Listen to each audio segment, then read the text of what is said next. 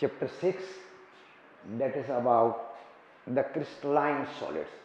वैसे तो एमॉर्फस भी होंगे, लेकिन ज़्यादातर जो क्रिस्टलाइन सॉलिड्स हैं वो हम डिस्कस करेंगे।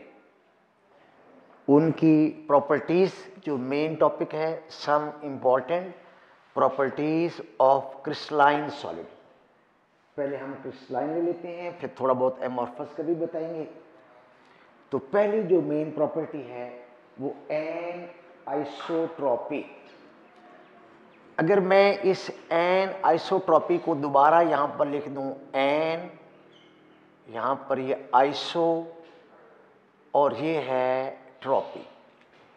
एक वर्ड को मैंने स्प्लिट अप कर दिया है और इसके 3 हिस्से बनाए हैं, an, iso and tropy. An means absent, ना होना, absent. Iso mean same and tropy mean intensity of properties, intensity of properties.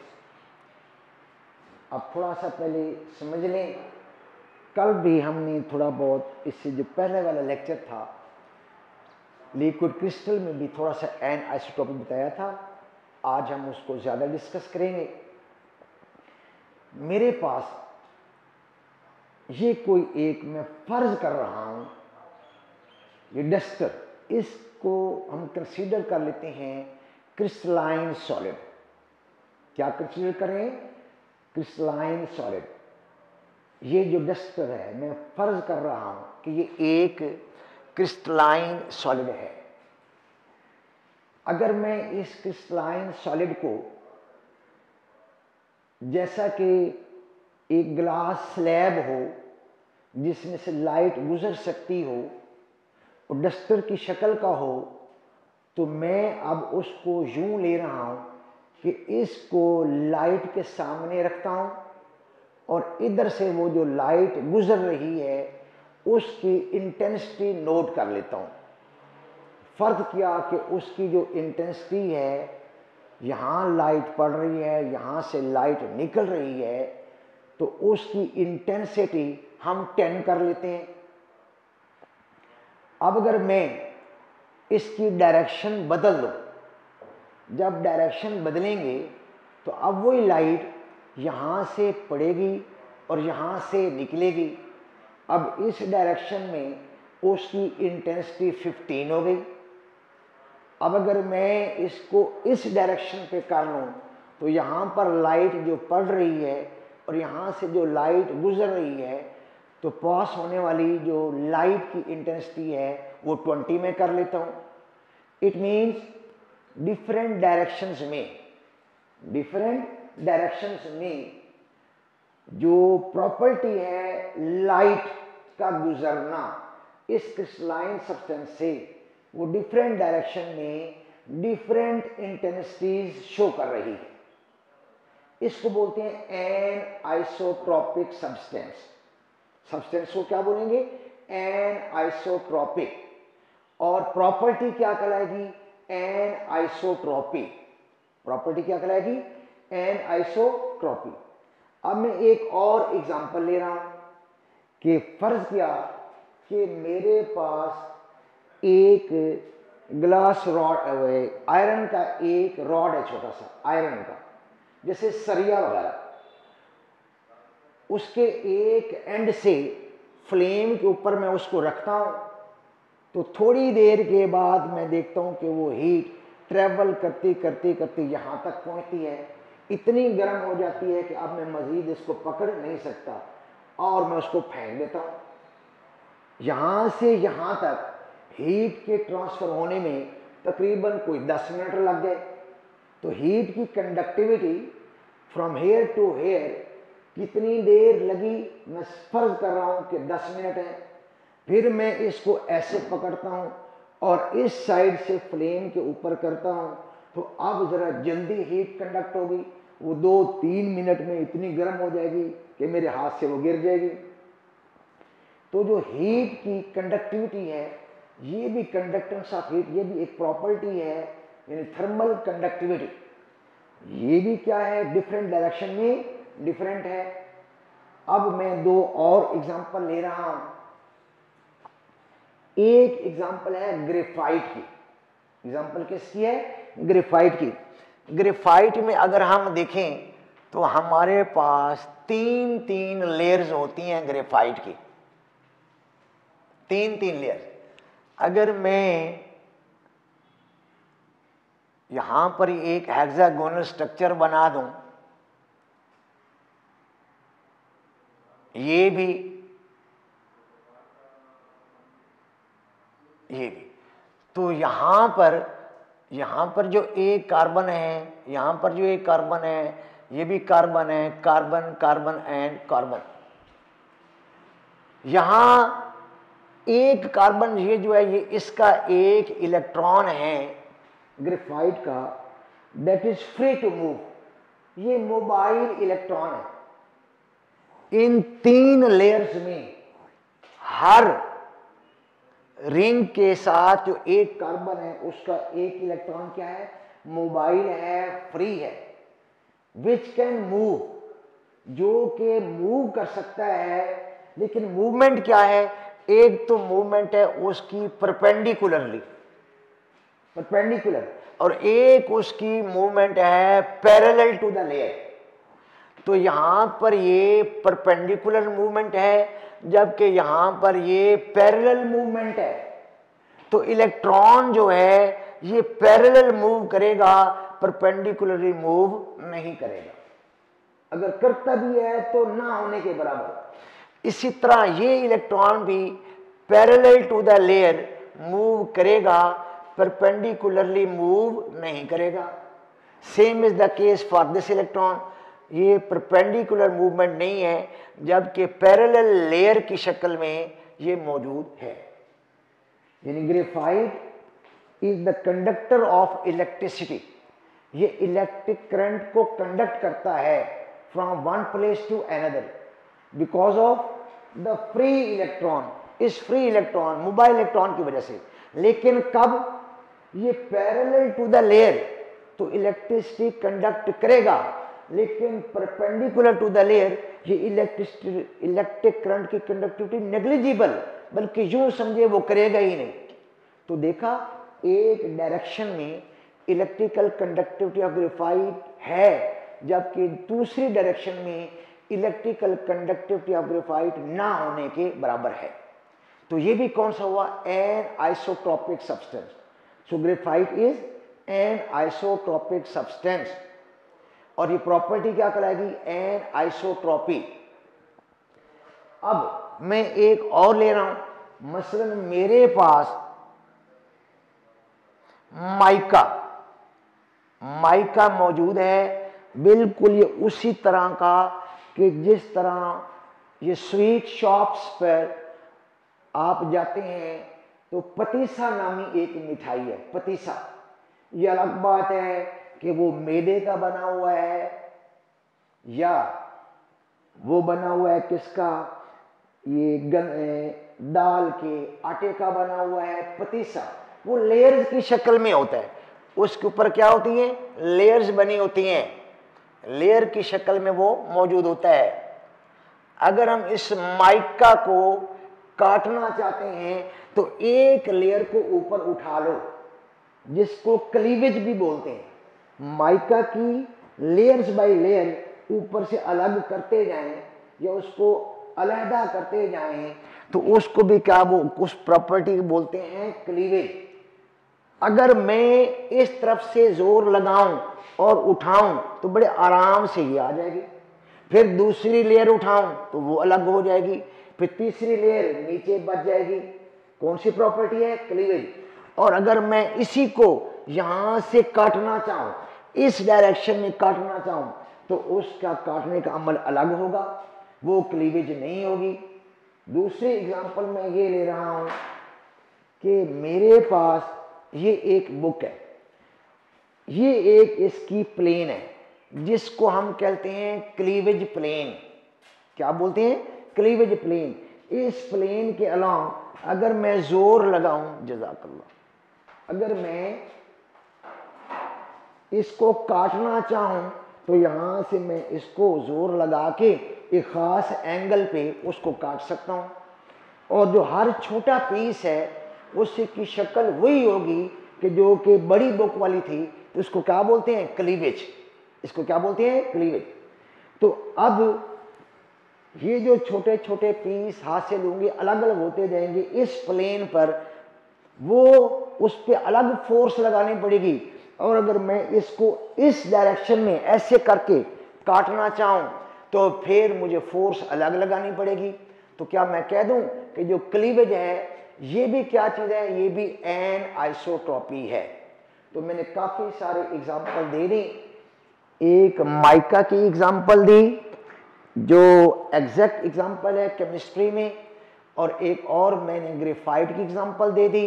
ये सारे क्या, an isotropic substances, and the property will be said क्या, आइसोट्रॉपी। हम उस प्रॉपर्टी को क्या कहेंगे, आइसोट्रॉपी, और सब्सटेंस आइसोट्रॉपिक। अब हम कुछ वजह देखते हैं, रीजन देखते हैं कि ऐसा क्यों। जो सॉलिड्स होते हैं इनकी एक प्रॉपर 3 डायमेंशनल ज्योमेट्री होती है। जो क्रिस्टलाइन सॉलिड्स होते हैं इनकी 3 डायमेंशनल एक ज्योमेट्री होती है, और वो बिल्कुल यूनिफॉर्म ज्योमेट्री होती है, एक होमोजेनियस ज्योमेट्री हमें दिखाई देती है। हालांकि इंटरनली जो उसके पार्टिकल्स हैं, चाहे वो एटम्स हैं, वो आयन्स हैं या मॉलिक्यूल्स हैं, जो उस क्रिस्टल के अंदर मौजूद हैं, उनकी अरेंजमेंट डिफरेंट एक्सिस के अलॉन्ग डिफरेंट होगी। अगर डिफरेंट एक्सिस के अलॉन्ग डिफरेंट ज्योमेट्री अरेंजमेंट है तो वो सब्सटेंस क्या होगा, एन आइसोट्रॉपिक। और डिफरेंट डायरेक्शन में जो प्रॉपर्टीज हैं वो भी डिफरेंट इंटेंसिटी शो करेंगी। हाँ, अलबत्ता अगर 3 डायमेंशनल ज्योमेट्री के अंदर उन पार्टिकल्स यानी एटम्स, आयन्स या मॉलिक्यूल की अरेंजमेंट थ्रू आउट सेम हो, एक जैसी हो, तो फिर वो आइसोट्रॉपिक्स होंगे, फिर वो एन आइसोट्रॉपिक नहीं होंगे। तो पहला जो छोटा सा एक टॉपिक था that was about what, anisotropy. ये डिस्कस मैंने करके आपको बता दिया है, और आप लोगों ने बुक से अच्छी तरह याद करना है, और इसको 4 टाइम्स इंपॉर्टेंट कर दें, 1, 2, 3 और ये 4। इसकी डेफिनेशन बतानी है, इसकी डेफिनेशन बताएंगे और इसकी एग्जाम्पल देंगे और उसको जस्टिफाई करेंगे। अब जरा मैं बुक से इसकी रीडिंग करके आपको बता दूं एन आइसोट्रॉपी की, ताकि अच्छी तरह ये आपको याद हो जाए।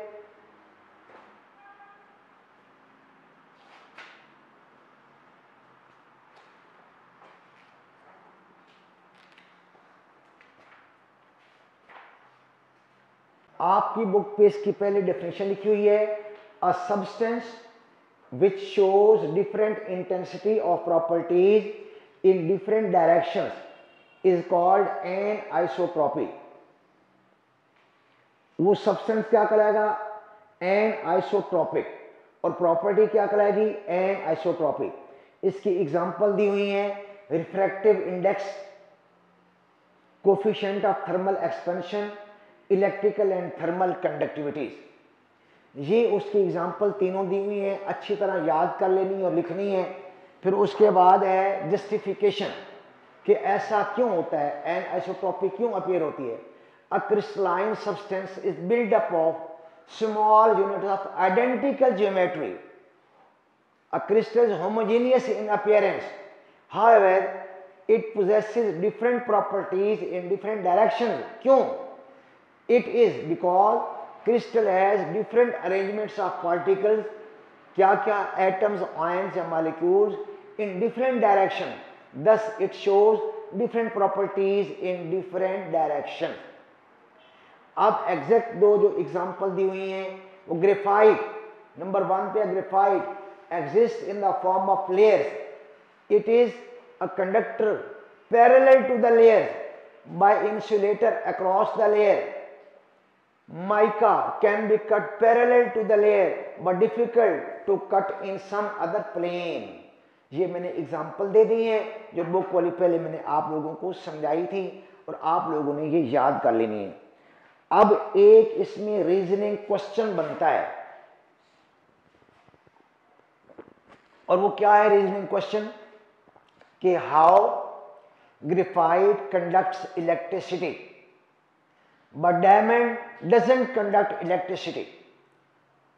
जो ग्रेफाइट है ये इलेक्ट्रिसिटी कंडक्ट करता है, कैसे करता है, जबकि जो डायमंड है वो इलेक्ट्रिसिटी कंडक्ट नहीं करता। क्यों नहीं करता, ये एक अलग से क्वेश्चन बनेगा रीजनिंग। तो इसका सुन लें कि ग्रेफाइट में कार्बन के ऊपर एक इलेक्ट्रॉन फ्रीली मूव कर सकता है along parallel to the layer. यही वजह है कि वो इलेक्ट्रिसिटी कंडक्ट करता है। But in case of diamond there is no free electron on the carbon. Diamond में तो कार्बन का हर एटम 4 और कार्बन के साथ बॉन्ड बना रहा होता है sp3 हाइब्रिडाइजेशन के जरिए। कोई भी फ्री इलेक्ट्रॉन मौजूद नहीं है। जब फ्री इलेक्ट्रॉन ही मौजूद नहीं है तो डायमंड इलेक्ट्रिसिटी कैसे कंडक्ट करेगा, वो नहीं कर सकता। ये एक रीजनिंग क्वेश्चन है जी। नेक्स्ट हम एक और अपनी प्रॉपर्टी ले रहे हैं दैट इज आइसोमॉर्फिज्म।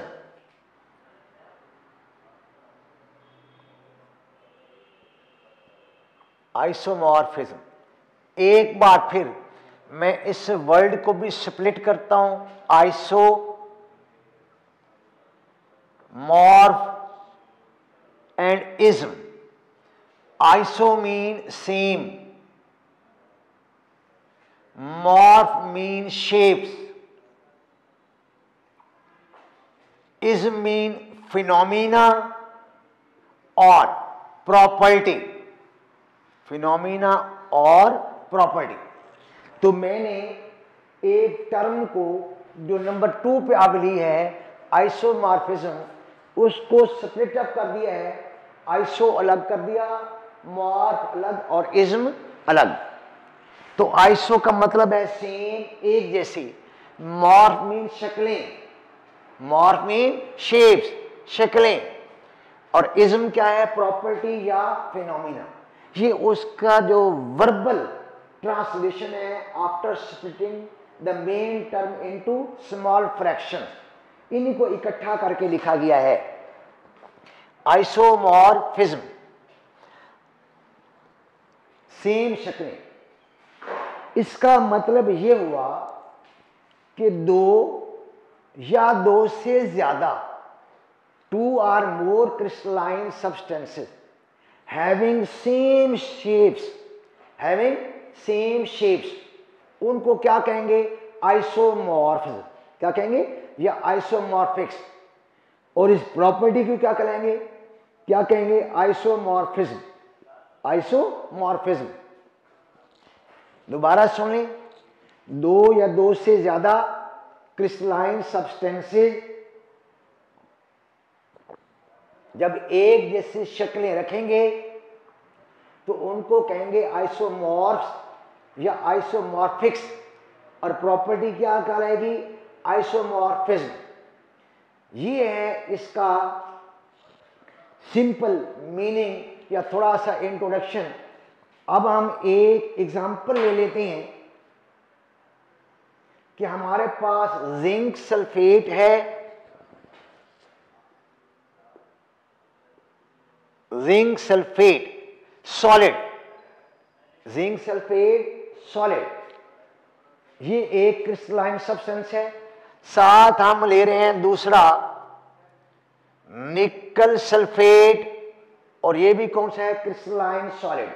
2 सॉलिड मैंने ले लिए हैं, जिंक सल्फेट एंड निकल सल्फेट दोनों। इनकी जो शेप है वो कौन सी होगी, ऑर्थोरोम्बिक। इन दोनों की शक्ल क्या है, आर्थोरोम्बिक। ये आर्थोरोम्बिक इसकी शक्ल होगी। अगर मैं एक और एग्जांपल ले लूं तो कैल्शियम कार्बोनेट सॉलिड एंड दूसरा मैं ले रहा हूं सोडियम नाइट्रेट NaNO3, ये भी कौन सा है, ये भी सॉलिड, क्रिस्टलाइन सॉलिड। एक एग्जांपल मैंने ये ली है, दूसरी एग्जांपल मैंने ये ली है, जिंक सल्फेट और निकल सल्फेट। दूसरा है calcium carbonate and sodium nitrate. ये दोनों की जो शक्ल है वो कौन सी है, वो ऊपर वाली ऑर्थोरोम्बिक है और ये वाली कौन सी है, हेक्सागोनल।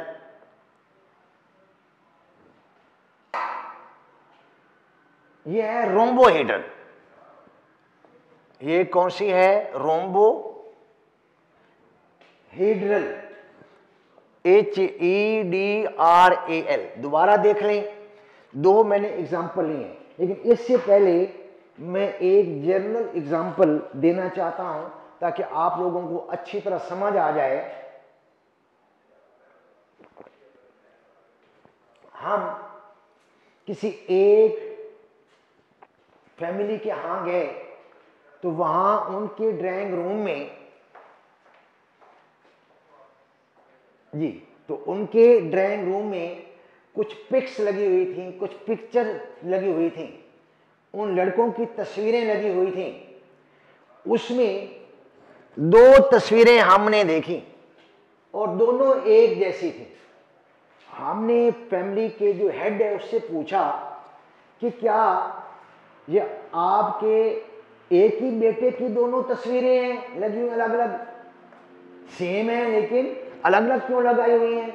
उसने कहा जी नहीं, ये मेरा एक बेटा नहीं है, ये मेरे दो बेटे हैं और वो ट्विन्स हैं, वो हम शक्ल हैं, इसलिए एक की अलग तस्वीर है, दूसरे की ये तस्वीर है। तस्वीर अगरचे आइडेंटिकल है लेकिन बेटे दो हैं। तो वो जो दोनों बेटे सेम शक्ल रख रहे हैं, इसको क्या कहेंगे हम लोग कि isomorphic kids. Isomorphic kids, kids अलग अलग हैं लेकिन उनकी शक्लें सेम हैं। तो इसी तरह जिंक सल्फेट अलग है, निकल सल्फेट अलग है, लेकिन इन दोनों की शक्ल ऑर्थोरोम्बिक है। इधर कैल्शियम कार्बोनेट अलग है, सोडियम नाइट्रेट अलग है, लेकिन दोनों की शक्ल क्या है, ज्योमेट्री क्या है, रोम्बोहेड्रल है, रोम्बोहेड्रल है। अब हम रीजन लेंगे, वजह कि ऐसा क्यों। इस केस में देखें तो जिंक और ये sulphate, zinc, sulphur and oxygen, ratio क्या है, 1:1:4, 1:1:4। अब मैं दूसरी एग्जांपल ले रहा हूं, निकल, सल्फर एंड ऑक्सीजन। इसकी भी कंबाइनिंग रेशो ऑफ एटम 1:1:4। तो जब ऐसे क्रिस्टलाइन सॉलिड या सब्सटेंसेस हम लें जिनमें कंबाइनिंग एटम्स की रेशो दोनों कंपाउंड्स में एक जैसी हो, उनको हम क्या कहेंगे, आइसोमॉर्फिक। और प्रॉपर्टी क्या कहलाएगी, आइसोमॉर्फिज्म। तो इस तरह इधर भी देख लें, अगर हम लेते हैं कैल्शियम कार्बोनेट, तो एक है कैल्शियम, एक है कार्बन और एक है ऑक्सीजन। कैल्शियम 1, कार्बन 1, जबकि ऑक्सीजन 3। दूसरा हम ले लेते हैं सोडियम, NaNO3, सोडियम नाइट्रेट 1, और ये भी 1, और ये क्या है 3। तो इनके कंबाइनिंग एटम की जो रेशो है दोनों सब्सटेंसेस में एक जैसी है, लिहाजा ये दोनों भी आइसोमॉर्फिक, ये दोनों भी आइसोमॉर्फिक सब्सटेंसेस।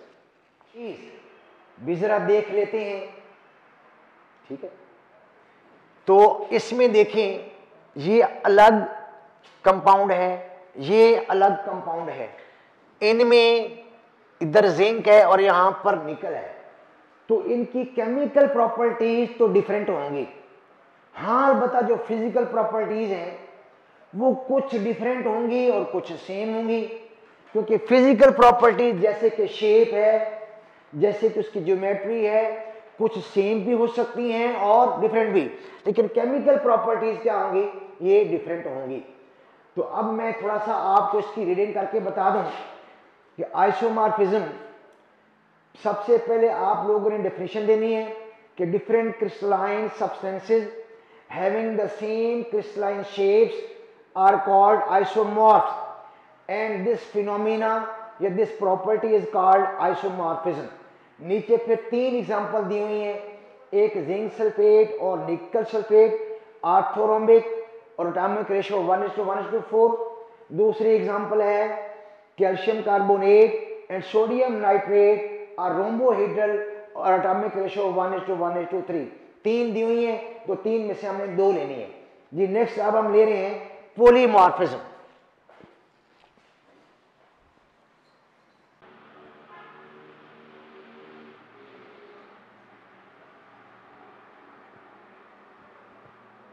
पॉलीमॉर्फिज्म ये एक और प्रॉपर्टी, एक और फिनोमिना।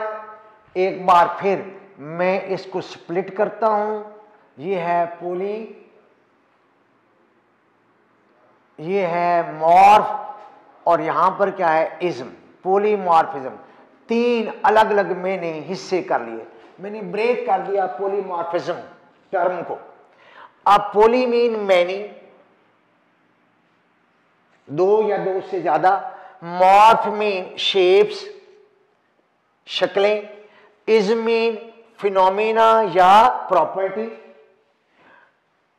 तो इस टर्म से हमें पता चल गया, इसका मतलब ये कि कोई चीज एक ही है, चीज एक ही है, लेकिन उसकी जो शक्लें हैं वो 2 या 2 से ज्यादा हैं। तो चीज का मतलब क्रिस्टलाइन सॉलिड, एक ही है क्रिस्टलाइन सॉलिड, लेकिन उसकी जो शक्लें हैं वो 2 या 2 से ज्यादा हैं। तो हम उसको क्या कहेंगे, पॉलीमॉर्फ्स या पॉलीमॉर्फिक सब्सटेंसेस। और फिनोमिना क्या कहलाएगा, पॉलीमॉर्फिज्म। फिनोमिना क्या कहलाएगा, पॉलीमॉर्फिज्म।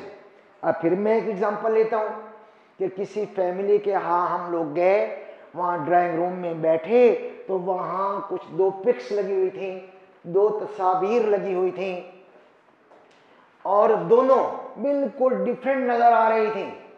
तो हमने उस बंदे से पूछा, उस फैमिली के सरबराह से जिसके हम गए थे, कि क्या ये आपका 2 बेटे हैं, ये दोनों बेटे हैं या और भी हैं? वो कहेगा नहीं, मेरा एक ही बेटा है, लेकिन इस एक ही बेटे की जो पिक्स लगी हुई हैं, जो तस्वीरें लगी हुई हैं, अलग अलग एज की हैं। एक तस्वीर वो है जब वो 5 साल का था और एक तस्वीर वो है जब वो 20 साल का हो चुका है। तो 20 साल में शक्ल बदल गई 5 साल वाले के मुकाबले में, लेकिन लड़का वही है। एक ही किड की, एक ही लड़के की 2 अलग अलग तस्वीर दिखाई देना, इसको क्या कहते हैं, पॉलीमॉर्फ। तो इसी तरह क्रिस्टलाइन सॉलिड्स भी कुछ ऐसे होते हैं जो एक ही होता है लेकिन उसकी शक्लें अलग अलग होती हैं। तो फिनोमिना क्या करेगा, पॉलीमॉर्फिज्म। अब मैं इसकी एग्जांपल आपको बता दूं पॉलीमॉर्फिज्म की, जैसे सोडियम क्लोराइड।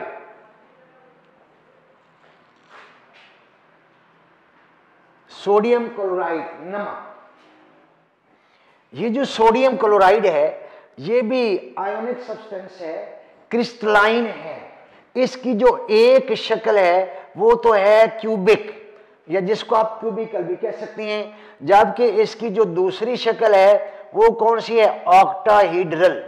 वो कौन सी है, ऑक्टाहीड्रल। कब, जब इसके अंदर 10% या उससे ज्यादा यूरिया मौजूद होगा तो फिर इसकी शक्ल क्या होगी, ऑक्टाहीड्रल, और एक क्या होगी, क्यूबिक। एक ही सब्सटेंस 2 शक्लें रख रहा है, तो मैं कह दूं कि जो NaCl है ये पॉलीमॉर्फिक है, पॉलीमॉर्फिक सब्सटेंस है।